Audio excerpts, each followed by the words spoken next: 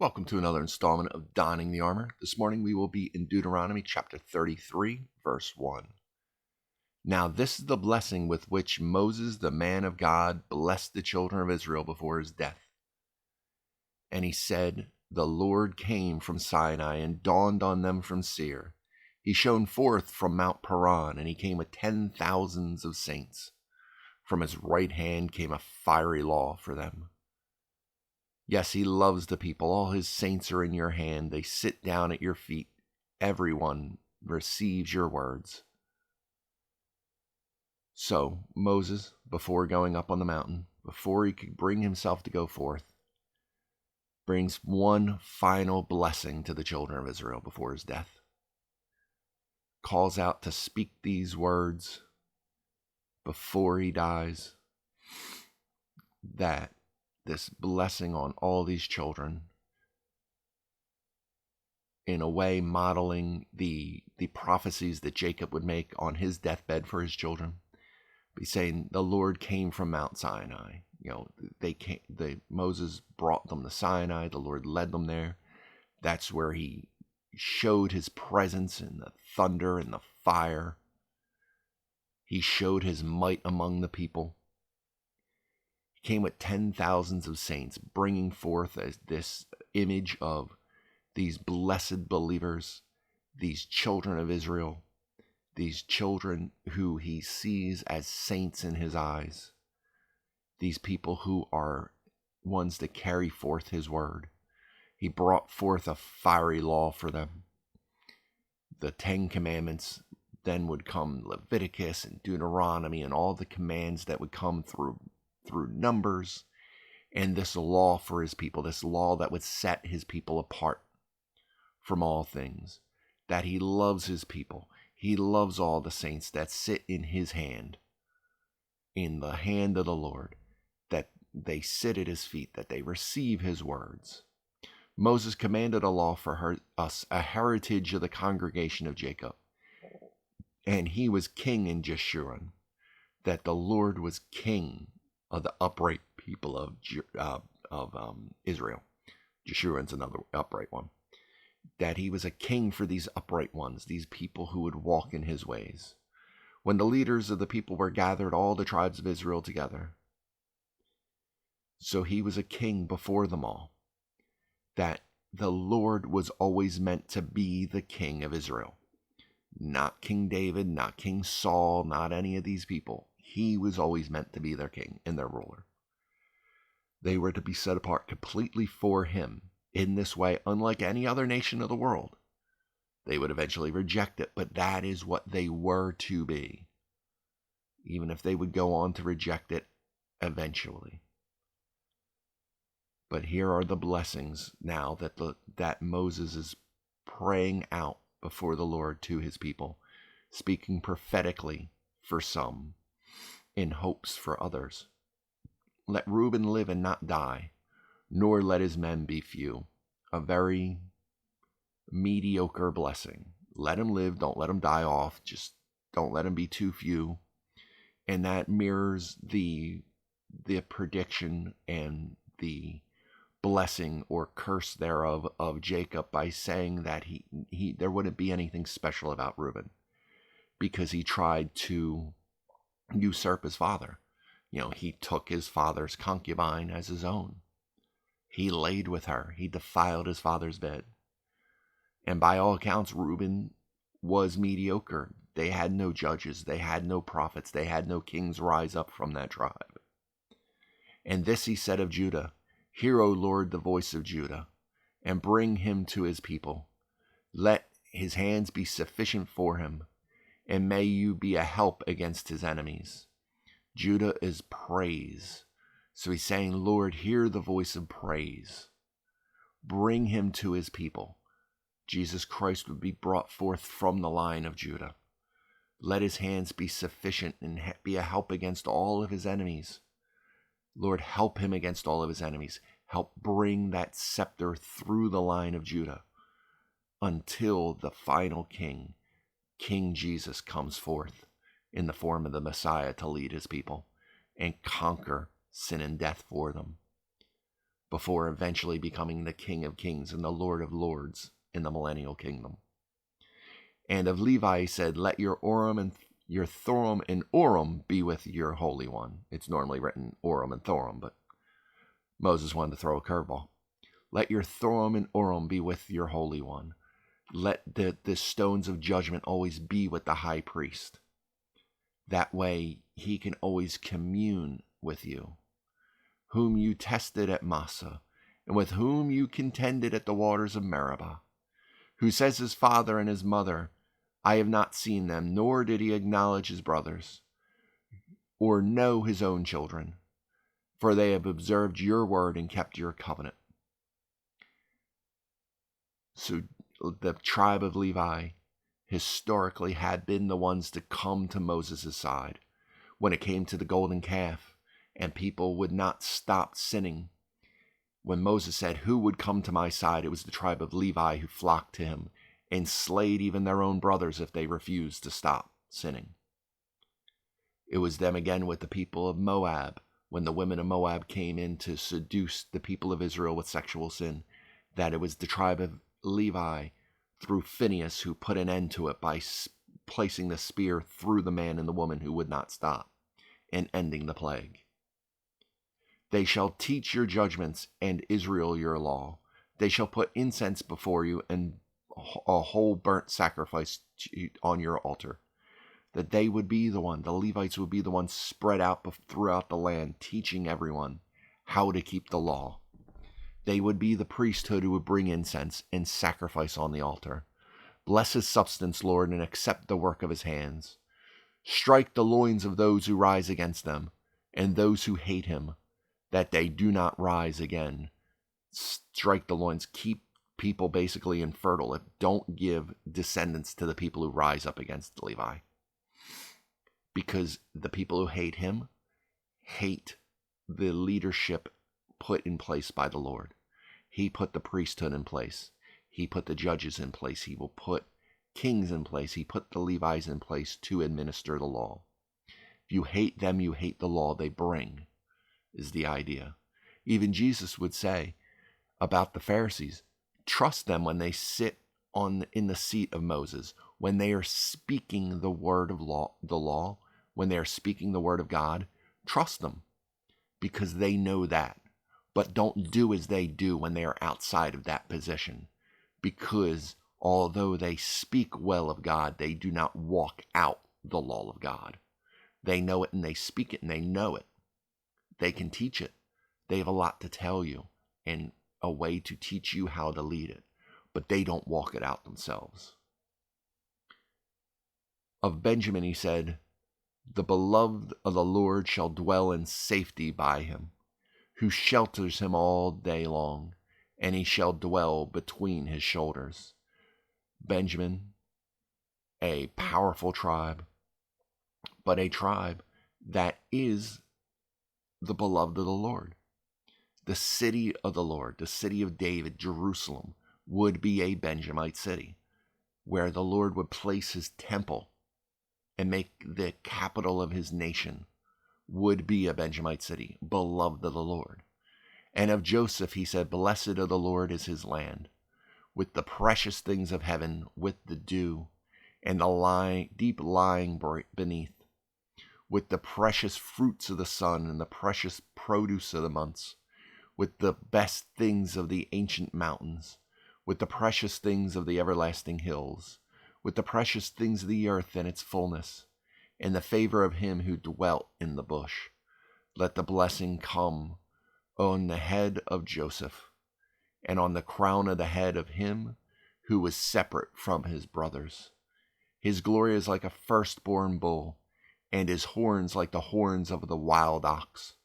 Together with them he shall push the peoples to the ends of the earth. They are the 10,000s of Ephraim. They are the thousands of Manasseh. As Jacob himself would prophesy that the two sons, the tribe of Joseph through his two sons, would be more numerous than anybody. The northern kingdom of Israel was also known as Ephraim because of how many people dwelled in that area. that so much abundance would come from these people. Soldiers, produce, the land would be so blessed by these people. And of Zebulun he said, rejoice, Zebulun, in your going out, and Issachar in your tents. They shall call the peoples to the mountains. There they shall offer sacrifices of righteousness, for they shall partake of the abundance of the seas, and of treasures hidden in the sand. And those two tribes took over the sea-dwelling areas, the ports, and became great and prosperous in them. And of Gad he said, blessed is he who enlarges Gad. He dwells as a lion, and tears the arm and the crown of his head. He provided the first part for himself, because a lawgiver's portion was reserved there. And he came with the heads of the people. He administered the justice of the Lord's and his judgments with Israel. Gad promised if they allowed themselves to live on the eastern part of the Jordan, he would cross over and help the other nations defeat their enemies and subjugate the land. And that's what they did. And then on top of that, Gad would give armies and armies of people to David in his conquests.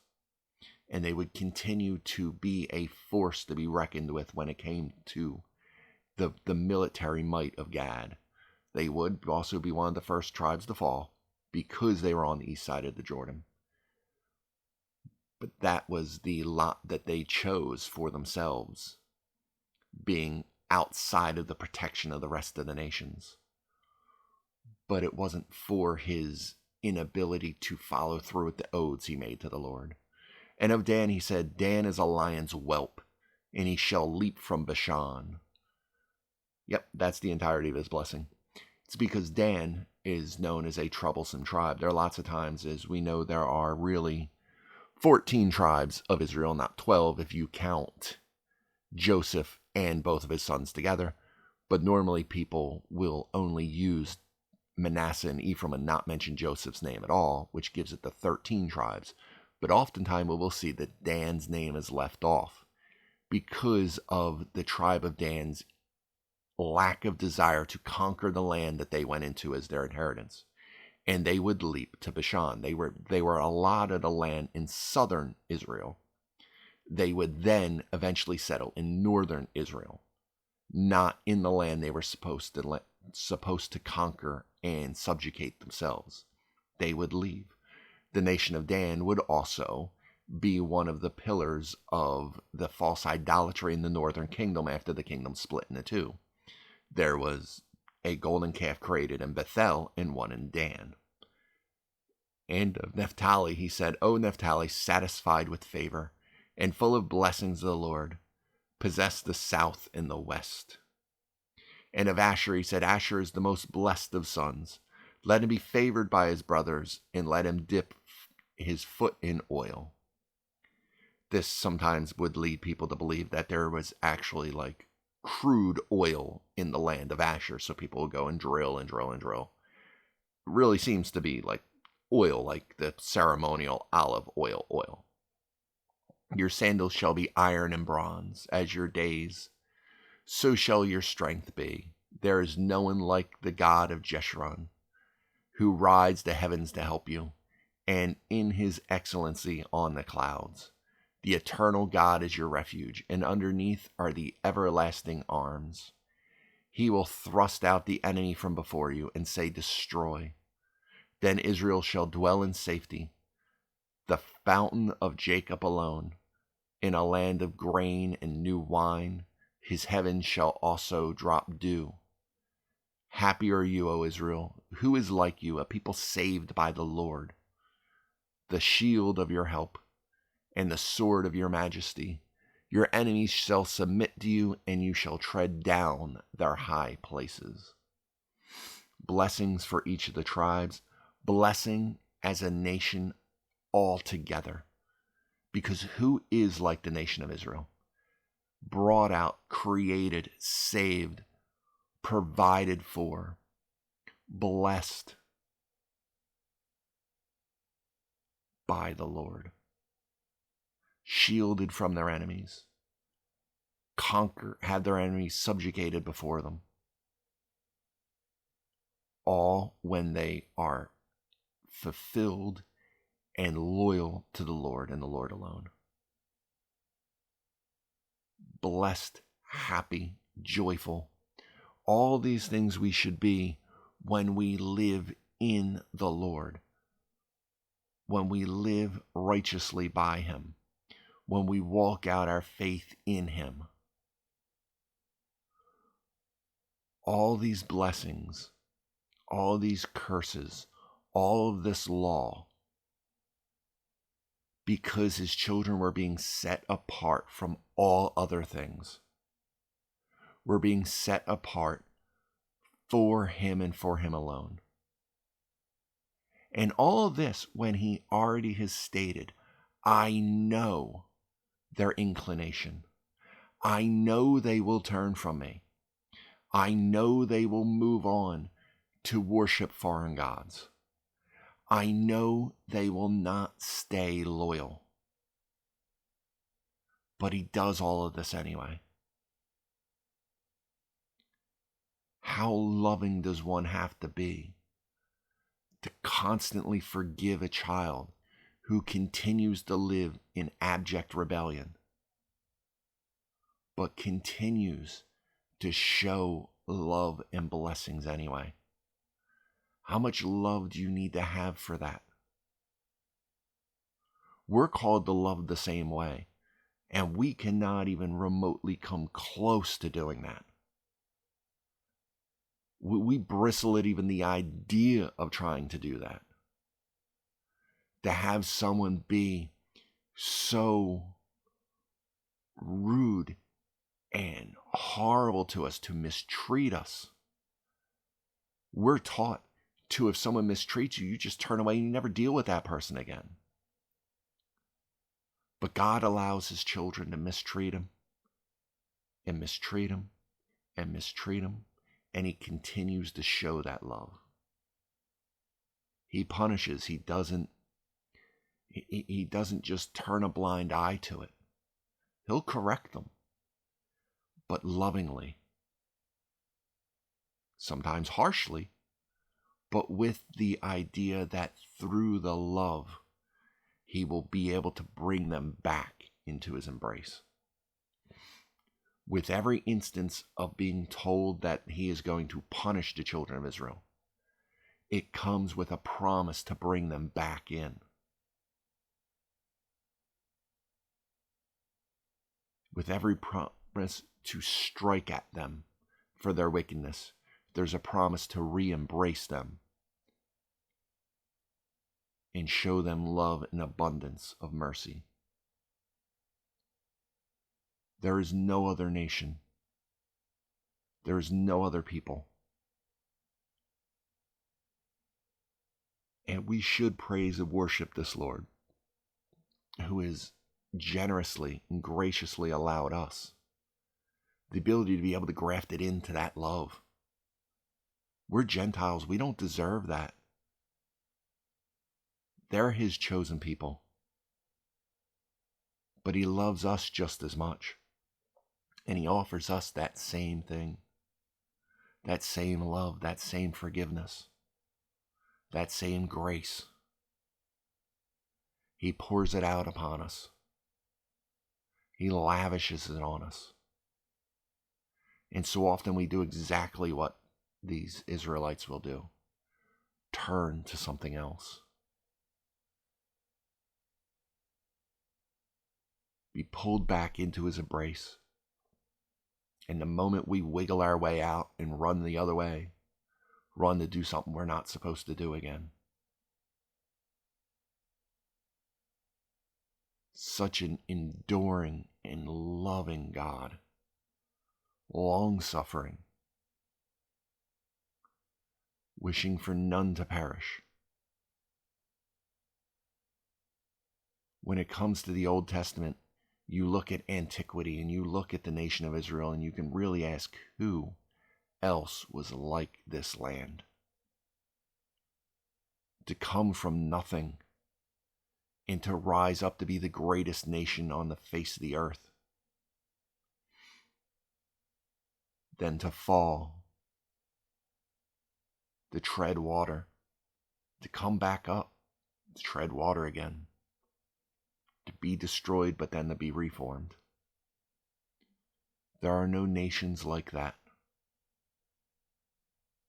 They are an anomaly in history because they have a sword going out before them of the Lord, and they have his hand of protection as their shield.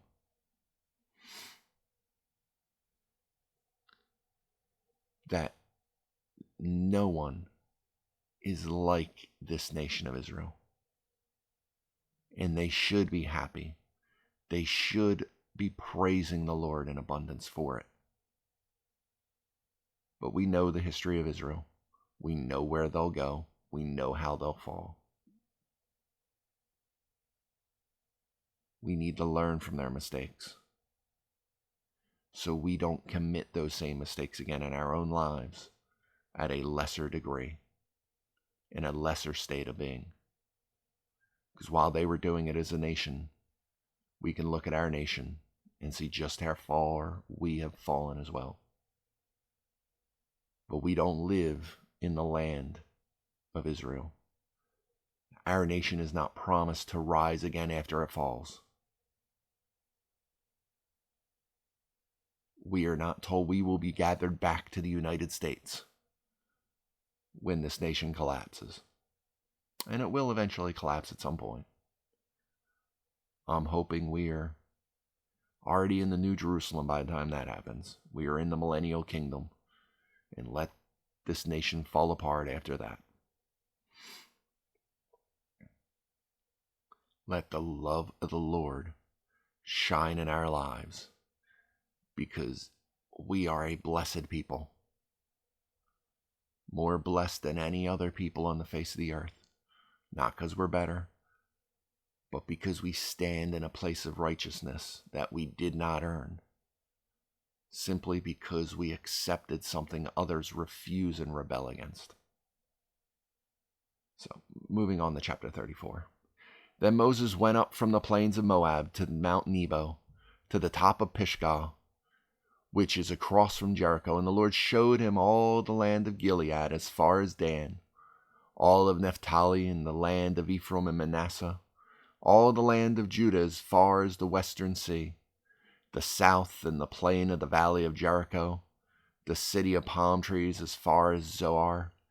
Then the Lord said to him, This is the land which I swore to give Abraham, Isaac, and Jacob, saying, I will give it to your descendants.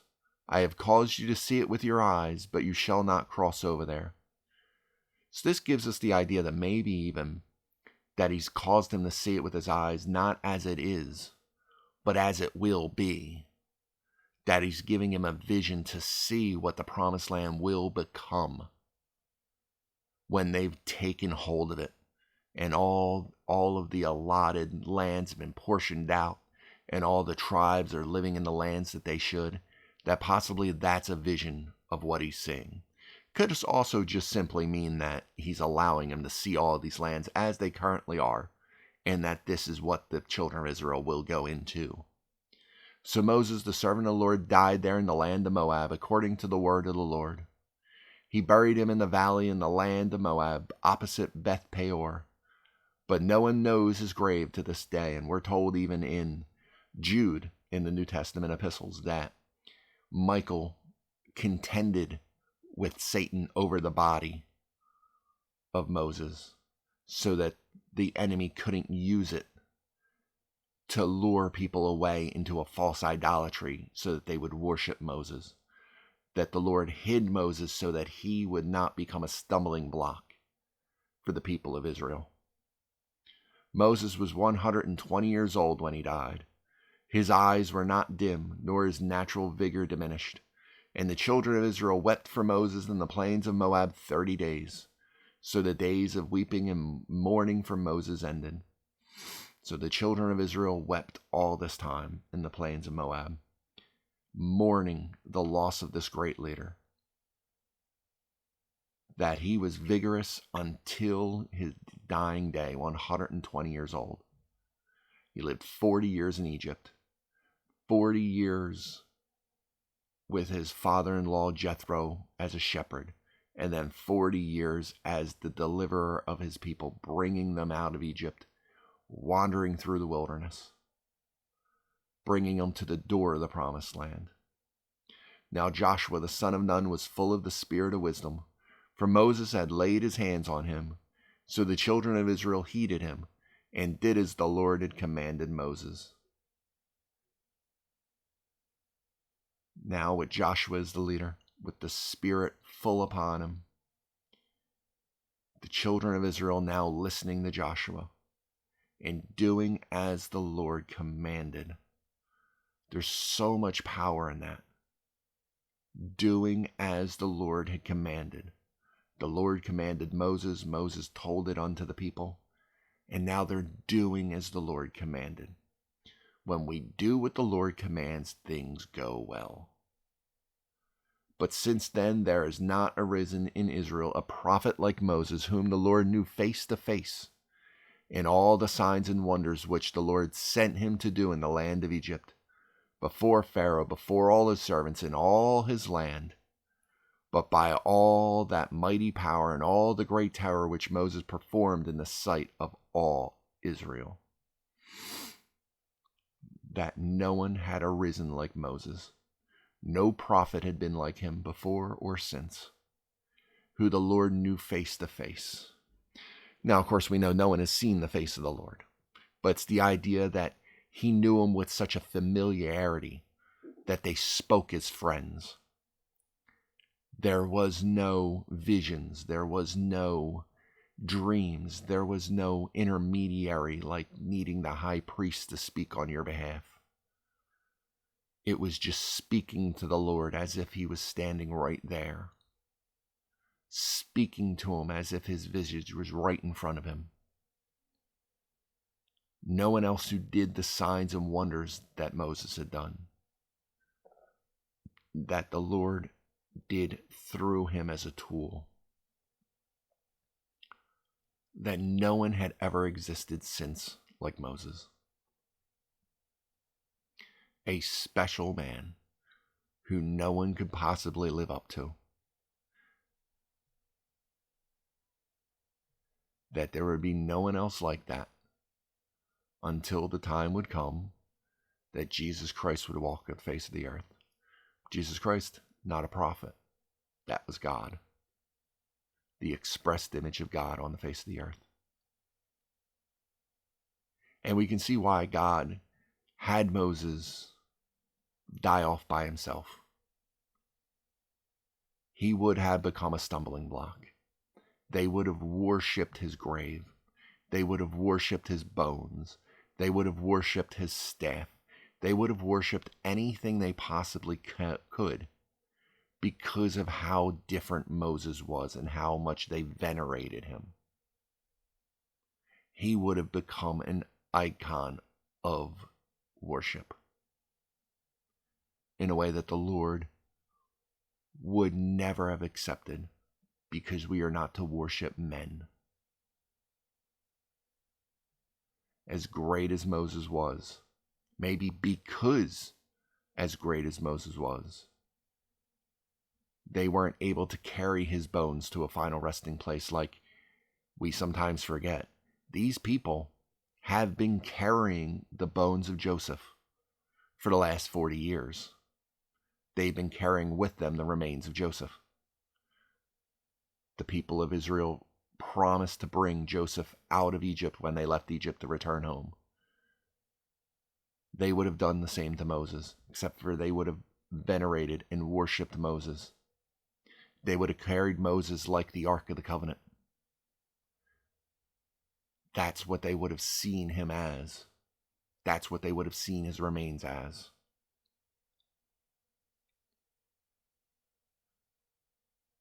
So sometimes you got to wonder, what are we carrying in that fashion?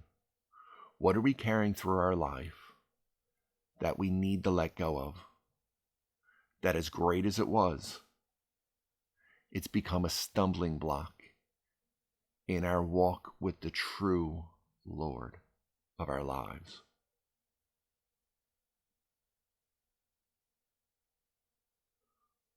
What has become that for us? What can we not let go of? Can we not let go of an old love? Can we not let go of a lost wealth, a lost youth, a lost child, a lost wife? What can we not let go of that we carry around with us and causes us to stumble in our walk with the true living God? I'd almost hazard to say we all have something to a degree that we carry with us and allow to trip us up. But what is that thing? Because we need to remove it. We need to remove it so that we can walk in truth with the Lord fully.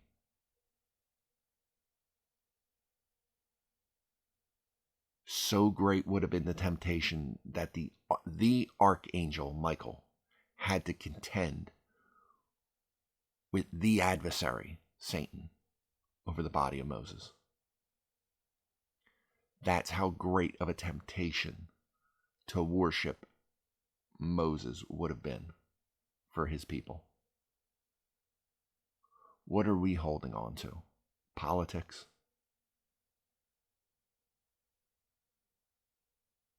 Some deed that was done that we can't let go of? What are we holding on to that we simply need to let go and let the Lord take over?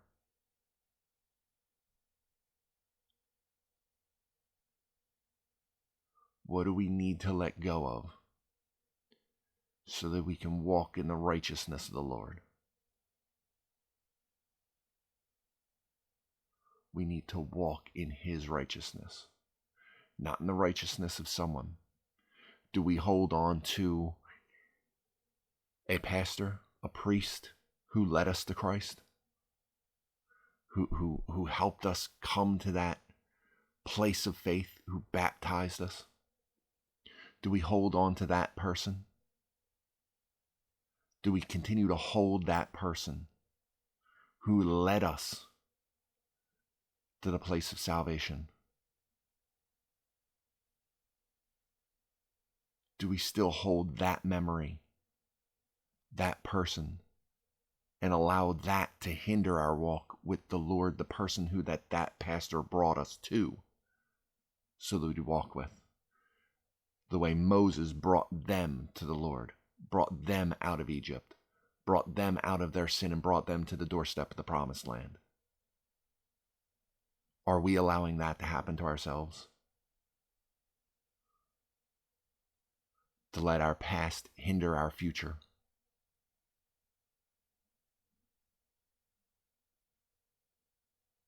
We all have to figure out these questions for ourselves.